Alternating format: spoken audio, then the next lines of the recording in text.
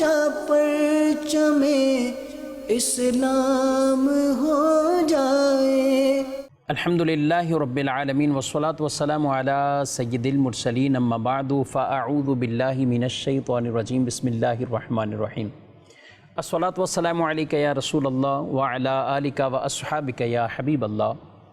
الصلاة والسلام علیک یا نبی اللہ وعلی آلک واصحابک یا نور اللہ۔ مدنی چینل کے ناظرین، پروگرام قرآنی صورتوں کے تعارف میں آپ کو خوش آمدید کہتے ہیں۔ ابتداً درود پاک کی فضیلت ہمارے پیارے نبی صلی اللہ علیہ وآلہ وسلم کا فرمان عظمت عالی شان کہ جو شخص جمعہ کے دن مجھ پر 100 بار درود بھیجے، اللہ اس کی 100 حاجتیں پوری فرماتا ہے۔ ان 100 حاجتوں میں سے 30 حاجتیں دنیا کی اور 70 حاجتیں آخرت کی۔ سبحان اللہ! جتنا درود پڑھتے رہیں گے اتنی رحمتوں کا نزول ہوتا رہے گا۔ اور بطور خاص جمعرات کے دن، شب جمعہ، روز جمعہ جو درود پڑھتا ہے اسے عام دنوں کے مقابلے میں اس کی زیادہ ترغیب ہے، زیادہ اس کے فضائل بیان کیے گئے ہیں۔ ان لمحات اور ان گھڑیوں میں بکثرت درود پڑھنے کو اپنا معمول بنانا چاہیے۔ صلو علی الحبیب صلی اللہ تعالی علی محمد صلی اللہ علیہ وآلہ وسلم، صلاۃ و سلام علیک یا سیدی یا رسول اللہ۔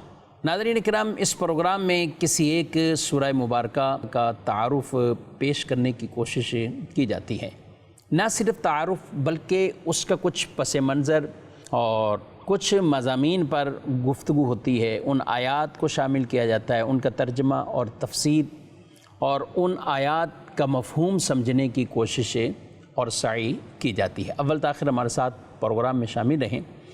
گزشتہ پروگرام میں سورۃ العنکبوت کے حوالے سے ہم نے سنا اور اسی کے ہی کچھ اہم ترین مضامین چونکہ باقی ہیں اور ہم سورۃ العنکبوت کا ہی آج ذکر کریں گے، اور سورہ عنکبوت کے اندر جو اہم مضامین ہیں ان کو بھی سننے کی سعادت حاصل کریں گے۔ سورۃ العنکبوت بیسک تو یہ مکی صورت ہے، اور مکہ مکرمہ میں جو اواخر کے اندر یعنی آخری مکہ مکرمہ کے اندر جو صورتیں نازل ہوئیں ان میں ان کا شمار ہوتا ہے۔ سورۃ المطففین 30ویں پارے میں ہے، جس کے بارے میں کہا جاتا ہے کہ مکہ مکرمہ میں یہ سب سے آخر میں نازل ہوئی۔ سورہ مطففین کے بعد کوئی صورت وہ نازل نہیں ہوئی۔ سورہ عنکبوت یہ مطففین سے پہلے نازل ہوئی ہے اور سورۃ الروم کے بعد میں ہے، لیکن ترتیب مصحف کے اعتبار سے اگر دیکھیں تو یہ سورہ مبارکہ یہ 29 نمبر پر ہے، یعنی 29واں نمبر اس سورت کا ہے، اور اگر ترتیب نزول کے اعتبار سے دیکھیں تو یہ سورہ مبارکہ 85 نمبر پر ہے۔ یاد رکھیں کہ قرآن پاک میں مکی صورتیں بھی ہیں، مدنی صورتیں بھی ہیں۔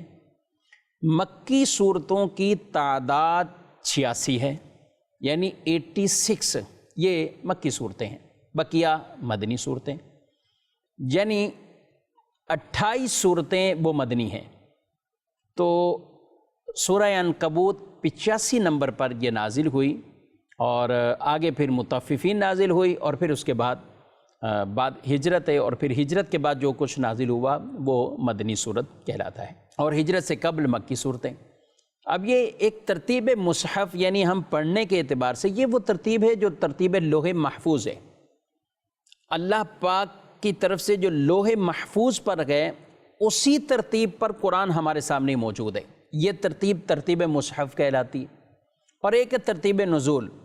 تو نزول میں یہ ہے کہ یہ ضروری نہیں بلکہ نزول کی ترتیب الگ تھی، یعنی حسب حال چیزیں نازل ہوتی رہیں، صورتیں آیات نازل ہوتی رہیں، اور پھر جب ان کو بیان کیا گیا، ان کو مصحف شریف کی ترتیب کے اعتبار سے جب رکھا گیا تو رسول اللہ صلی اللہ علیہ وسلم کی یہ تعلیم تھی، آپ فرما دیتے تھے کہ اس صورت کو فلاں کے ساتھ ملائیے، اس کو پہلے اس کو بعد میں، یہ ایک ایک چیز رسول اللہ صلی اللہ علیہ وسلم نے باقاعدہ بیان فرما دی۔ تو سورہ عنکبوت مکی صورتوں میں، اور اس سورہ مبارکہ کے 7 رکوع اور 69 یہ اس کی آیات مبارکہ ہیں۔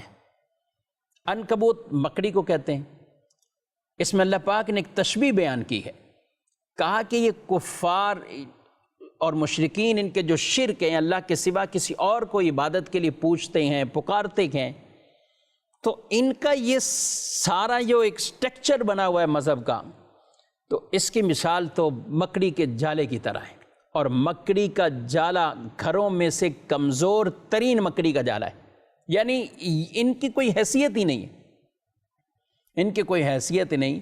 تو یہاں ایک تشبیہ بیان کی تھی، اور اسی مناسبت سے اس سورت کا نام سورۃ العنکبوت مقرر ہوا۔ تو بڑھتے ہیں ناظرین کرام اس سورہ مبارکہ کے کچھ مزید مضامین کی طرف۔ اللہ پاک ارشاد فرماتا ہے آیت نمبر 45 سورۃ العنکبوت، اتل ما اوحی الیک من الکتاب واقم الصلاۃ ان الصلاۃ تنہی عن الفحشاء والمنکر ولذکر اللہ اکبر واللہ یعلم ما تصنعون۔ اے محبوب، پڑھو جو کتاب تمہاری طرف وحی کی گئی، اور نماز قائم فرماؤ، بے شک نماز منع کرتی ہے بے حیائی اور بری بات سے، اور بے شک اللہ کا ذکر سب سے بڑا، اور اللہ جانتا ہے جو تم کرتے ہو، اللہ جانتا ہے جو تم کرتے ہو۔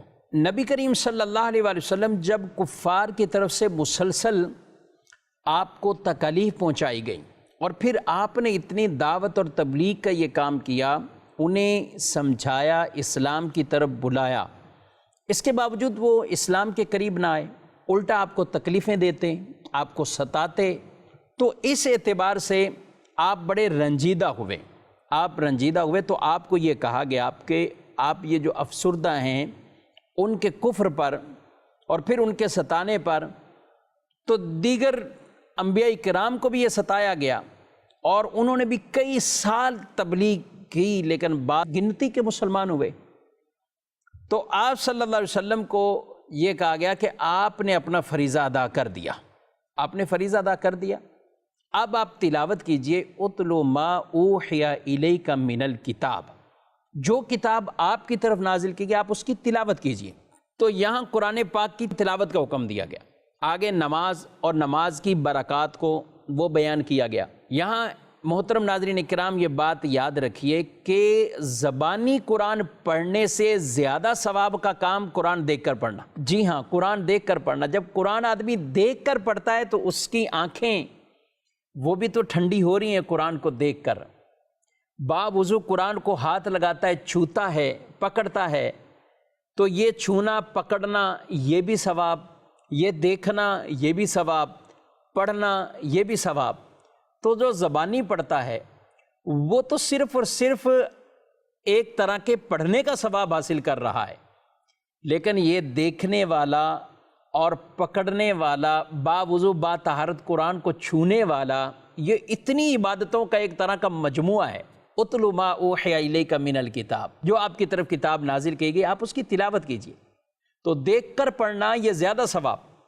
ہاں ٹھیک ہے، حفاظ کرام یا دیگر جو بھی حفظ کر رہے ہیں تو وہ اپنے حفظ کی پریکٹس کے لیے کبھی دیکھیں گے، کبھی زبانی پڑھیں گے، سبق یاد کیا پھر اب اس کو زبانی دہراتے ہیں، ٹھیک ہے، یہ کام ہی ہے اور اسی پریکٹس سے ہی وہ اچھے حافظ بنیں گے۔ لیکن میں اوورال عام بھائیوں اور مسلمانوں کی بات کر رہا ہوں کہ اگر آدمی قرآن باوضو پکڑتا ہے، چھوتا ہے، پڑھتا ہے، دیکھتا ہے تو اس کو کتنی عبادتوں کا ثواب ملے گا۔ تو اس لیے یہ عادت کبھی بھی ختم نہیں کرنی چاہیے، بلکہ ہمارا کوئی دن ایسا نہیں ہونا چاہیے کہ قرآن چھوئے نہیں، ایسا ہمارا دن گزر جائے ہم نے قرآن ہی نہیں پکڑا، اللہ اکبر، تو ایسا نہیں ہونا چاہیے۔ کچھ نہ کچھ قرآن پاک کی آیات، کچھ نہ کچھ رکوع پڑھ سکتے ہیں تو آیات پڑھ سکتے ہیں تو، ورنہ کم از کم 3-4 آیات مبارکہ تو آپ تلاوت کر ہی سکتے ہیں، اور 2-3 اگر تفسیر کے ساتھ پڑھتے ہیں فابیہ، قرآن کو پڑھنا بھی نصیب ہو گیا، سمجھنا بھی نصیب ہو جائے گا۔ ایک حدیث میں رسول اللہ صلی اللہ علیہ وسلم نے فرمایا تم اپنی آنکھوں کو عبادت میں سے حصہ دو۔ یا رسول اللہ صلی اللہ علیہ وسلم، آنکھوں کو عبادت میں سے حصہ، یہ کیا ہے یہ؟ تو فرمایا قرآن کو دیکھ کر پڑھنا۔ یہ گویا کہ آپ نے عبادت میں سے ایک حصہ جو آنکھ کا تھا وہ آنکھ کو دے دیا۔ مزید یہ کہ اس میں غور و فکر کرنا، اس میں بیان کیے گئے عجائبات کی تلاوت کرنا اور ان سے واضح نصیحت حاصل کرنا۔ سبحان اللہ۔ تو اپنی آنکھوں کو یہ ضرور ناظرین کرام حصہ عبادت میں سے دیجئے۔ کئی چیزیں ہیں جس کو دیکھنے پر اللہ ثواب دیتا ہے۔ خانہ کعبہ دیکھیں گے، دیکھنے پر بھی ثواب۔ کسی عالم کے چہرے کو اچھی نیت سے دیکھیں، دیکھنے پر ہی اللہ آپ کو ثواب عطا فرمائے گا۔ ماں باپ کو اچھی نیت محبت بری نظر سے دیکھیں، دیکھنے پر اللہ ثواب عطا فرمائے گا۔ اور قرآن کو دیکھیں، اس دیکھنے پر بھی اللہ ثواب عطا فرماتا ہے۔ تو اس آیت میں پہلا حکم تلاوت کا، اور دوسرا ساتھ فرمایا وَأَقِمِ الصَّلَاةَ، نماز پڑھو، نماز قائم کرو۔ إِنَّ الصَّلَاةَ تَنْهَى عَنِ الْفَحْشَاءِ وَالْمُنْكَرِ، بے شک نماز وہ بے حیائی سے اور بری باتوں سے، برے اعمال سے آدمی آپ کو روکتی ہے، نماز روکتی ہے۔ اور یہ ناظرین کرام طے شدہ ہے۔ کئی لوگ اس لیے نماز کی طرف کہ ہم یہ عمل برے کر رہے ہیں تو نماز بھی چھوڑ دیتے ہیں، نماز پڑھتے نہیں۔ کیوں؟ یہ عمل برا ہے، یہ عمل برا ہے، یہ عمل برا ہے۔ آپ نماز تو پڑھیں، اب نماز پڑھتے رہیں۔ رسول اللہ صلی اللہ علیہ وآلہ وسلم کی بارگاہ میں کسی شخص کے بارے میں کہا گیا وہ نماز پڑھتا ہے، ساتھ یہ برائی بھی کرتا ہے۔ آپ صلی اللہ علیہ وسلم نے فرمایا اس کی نماز اسے اس برائی سے روک دے گی، اور ایسا ہی ہوا، اس نے چھوڑ دیا۔ وہ نماز کی برکت کی وجہ سے اس گناہ کو بھی اس نے چھوڑ دیا۔ ایک شخص کی چوری کے حوالے سے عرض کی گئی آپ صلی اللہ علیہ وسلم کی بارگاہ، تو آپ صلی اللہ علیہ وسلم نے فرمایا نماز اسے اس برائی سے روک دے گی۔ نماز کو جب آدمی اس کے تقاضوں کے ساتھ پڑھتا رہے، درست انداز سے پڑھتا رہے، قرات اور تلاوت اور احکامات سیکھ سمجھ کر اچھے انداز سے نماز کو ادا کرتا رہے، یہ نماز ہی آدمی کو برائی سے روک دے گی۔ نمازی شخص پاکیزہ رہنے کا عادی ہو جاتا ہے، اس کا بدن صاف ستھرا پاک، اس کے کپڑے صاف ستھرے پاک، کئی چیزوں میں وہ اپنے آپ کو کئی گناہوں سے بچاتا ہے۔ اسے پتہ ہے تھوڑی دیر بعد پھر نماز ہے، تھوڑی دیر بعد پھر نماز ہے، تھوڑی دیر بعد پھر نماز ہے، تو وہ اپنے گمان بھی اچھے رکھتا ہے، اپنے خیالات بھی اچھے رکھتا ہے، اپنی سوچ بھی اچھی رکھتا ہے، تاکہ میرے بدن، میرے کپڑے یہ پاکی رہے اس میں۔ تو یہی پاکی اور نظافت اور نماز پہ پابندی یہی اس شخص کو نیکیوں کی طرف راغب کر دے گی اور وہ گناہ اس سے چھڑا دے گی۔ تو فرمایا ان الصلاۃ تنہی عن الفحشاء والمنکر، بے شک یہ نماز بے حیائی اور بری بات سے روکتی ہے۔ اور ساتھ ساتھ ناظرین کرام یہ بات تو ہر ایک کو سمجھنی چاہیے کہ جب نماز اس کو پڑھنی ہے تو نماز کو تمام اس کے شرائط و ضوابط کے ساتھ پڑھے، یوں ادا کرے۔ اس نماز کا الگ ہی لطف ہے۔ نماز میں آدمی کی بدن کی مشقت بھی ہے اور قولی طور پر یعنی پڑھنا بھی ہے۔ ہم اگر رسول اللہ صلی اللہ علیہ وسلم کی نمازوں کی طرف اور آپ کی تعلیمات کی طرف، اماں عائشہ صدیقہ رضی اللہ عنہ فرماتی ہیں رسول اللہ صلی اللہ علیہ وسلم جب نماز کا وقت ہو جاتا تھا تو ایسا ہوتا جیسے ہمیں پہچانتے ہی نہیں، نہ ہم آپ کو پہچان پاتے تھے، اس قدر اللہ کی عبادت کی طرف مشغول ہو جاتے تھے۔ یہ ہم سب کو سوچنے سمجھنے کی بات ہے۔ مولا کائنات حضرت علی کرم اللہ تعالی وجہ الکریم، آپ جب نماز کا وقت ہو جاتا تھا آپ پر کپ کپاہٹ طاری ہو جاتی، جسم کانپتا اور چہرے کا رنگ بدل جاتا۔ ایک دن کسی نے پوچھا تو اے امیر المومنین آپ کو کیا ہوا؟ تو آپ نے فرمایا امانت کو ادا کرنے کا وقت آ گیا۔ یہ نماز ہمارے ذمے ایک فریضہ ہے، ایک امانت ہے جسے ہم نے آسن انداز سے ادا کرنا ہے۔ حضرت حاتم رحمۃ اللہ تعالی علیہ، ان کی نماز کے بارے میں جب کس سے پوچھا تو پتہ کیا جواب دیا؟ فرمایا جب نماز کا وقت ہو جاتا ہے تو میں مکمل وضو کرتا ہوں اور پھر اس جگہ آ کر بیٹھتا ہوں جہاں نماز پڑھنی، اپنے اعضاء اپنی سوچوں کو پرسکون بناتا ہوں اور نماز کے لیے ایسا کھڑا ہوتا ہوں کہ کعبہ شریف گویا کہ میرے سامنے ہے، سیدھی طرف جنت ہے، اس طرف دوزخ ہے، میں پل صراط پر کھڑا ہوں، ملک الموت میرے پیچھے، اور زندگی کی گویا کہ یہ آخری نماز ہے۔ تو یہ سارے تصورات یہ جمع کر کتنے سال سے پڑھ رہے ہیں؟ ایسے 30 سال سے انہی تصورات کے ساتھ نماز پڑھ، انہی تصورات۔ سبحان اللہ، اللہ ان کی نمازوں کا اور اس برکتوں کا حصہ ہمیں عطا فرمائے اور ہمیں بھی ویسی نماز پڑھنے کی توفیق عطا فرمائے۔ اب بڑھتے ہیں مزید کچھ اور مضامین کی طرف۔ آیت نمبر 60 میں اللہ پاک ارشاد فرماتا ہے وَكَأَيٍّ مِّن دَابَّةٍ لَا تَحْمِلُ رِزْقَهَا اللَّهُ يَرْزُقُهَا وَإِيَّاكُمْ وَهُوَ السَّمِيعُ الْعَلِيمُ، فرمایا اور زمین پر کتنے ہی چلنے والے ہیں کہ اپنی روزی ساتھ نہیں رکھتے. اللہ یرزقها وإیاکم، اللہ انہیں رزق دیتا ہے اور تمہیں رزق دیتا ہے، وہی سنتا جانتا ہے. سبحان اللہ. مکہ مکرمہ سے جب ہجرت کے لیے کہا گیا تو بعض نے عرض کی کہ ہمارے گھر ادھر، مال ادھر، کاروبار تجارت کا ذریعہ ادھر، تو مدینے میں کس جگہ رہنا، کہاں سے کھائیں گے، کیا کریں گے؟ بہر ایک فطری تقاضا اسباب کے طور پہ آدمی پوچھتا ہے. تو جب یہ پوچھا گیا تو اس پر اللہ پاک نے یہ آیت مبارکہ نازل فرمائی، وَكَأَيِّن مِّن دَابَّةٍ لَا تَحْمِلُ رِزْقَهَا، کہ زمین پر کتنے ہی چلنے والے ایسے ہیں جو اپنی روزی اٹھائے نہیں پھرتے اپنی روزی، کہ ان کے کندھوں پر ان کی روزی ہو، ایسا نہیں. اور اللہ انہیں بھی دیتا ہے تمہیں بھی دیتا ہے. تو یہ کہا گیا کہ اللہ پر بھروسہ کرو، اللہ پر توکل اختیار کرو، اللہ تمہیں عطا فرمائے گا، اللہ تمہیں دے گا. آزمائشیں ہر ایک کے ساتھ آتی ہیں، آ سکتی ہیں، لیکن آدمی اللہ پر توکل کرے اور ایسا توکل جیسا توکل رکھنے کا حق ہے وہ ادا کرے. اللہ سے ڈرتا رہے. جب آدمی اطاعت گزار ہوگا، فرما بردار ہوگا، اللہ سے ڈرتا رہے گا تو کتنا کچھ اللہ عطا فرمائے گا. وَمَن يَتَّقِ اللَّهَ يَجْعَل لَّهُ مَخْرَجًا، اور جو اللہ سے ڈرتا اللہ اس کے لیے راستہ پیدا فرماتا ہے. وَيَرْزُقْهُ مِنْ حَيْثُ لَا يَحْتَسِبُ، اسے وہاں سے رزق دیتا ہے جہاں سے اسے گمان بھی نہیں ہوتا. تو یوں پھر ان اصحاب سے کہا گیا کہ وہاں جائیں گے اللہ رزق عطا فرمائے گا. کتنے ہی پرندے ہیں، چوپاہے ہیں جو اپنا کوئی رزق اٹھائے ہوئے نہیں ہیں، لیکن صبح نکلتے ہیں اور شام کو اپنا پیٹ بھر کر ہی، بلکہ اپنے بچوں کے لیے بھی لے کر آتے ہیں، ان کو بھی کھلاتے ہیں. جب تک وہ کھانے کے قابل نہ ہو تو اللہ کی طرف سے ہی ان کی ڈیوٹیاں اور ذمہ داریاں لگ جاتی ہیں، ان کو کھلاتے ہیں. تو جس کا توکل اللہ پر مضبوط ہوگا اللہ اسے ضرور عطا فرمائے گا. نبی کریم صلی اللہ علیہ وسلم نے فرمایا اگر تم اللہ پاک پر ایسا توکل کرو جیسا ہونا چاہیے تو وہ تمہیں ایسے روزی دے گا جیسے پرندوں کو دیتا ہے. صبح بھوکے خالی پیٹ اٹھتے ہیں اور شام کو پیٹ بھر کر وہ واپس آتے ہیں.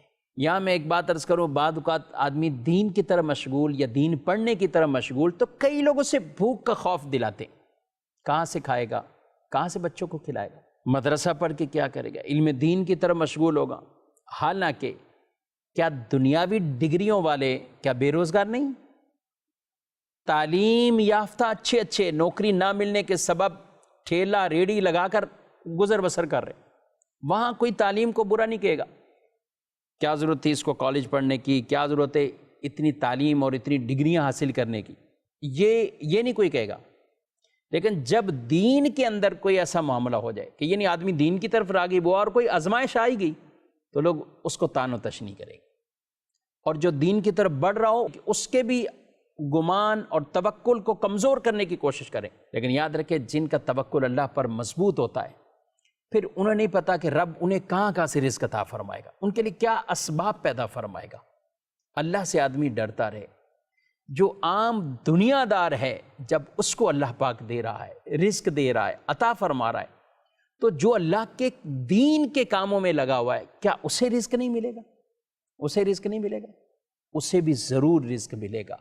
ہاں دین والوں کو مزید صبر کی دولت مل جاتی ہے، قناعت کی دولت مل جاتی ہے. وہ قرآن اور حدیثوں میں یہ واقعات پڑھ لیتے ہیں، وہ یہ روایات پڑھ لیتے ہیں کہ جن پر انہیں قناعت، جو کچھ ملا اس پر صبر اور شکر، یہ دولتیں دین والوں کو نصیب ہو جاتی ہیں.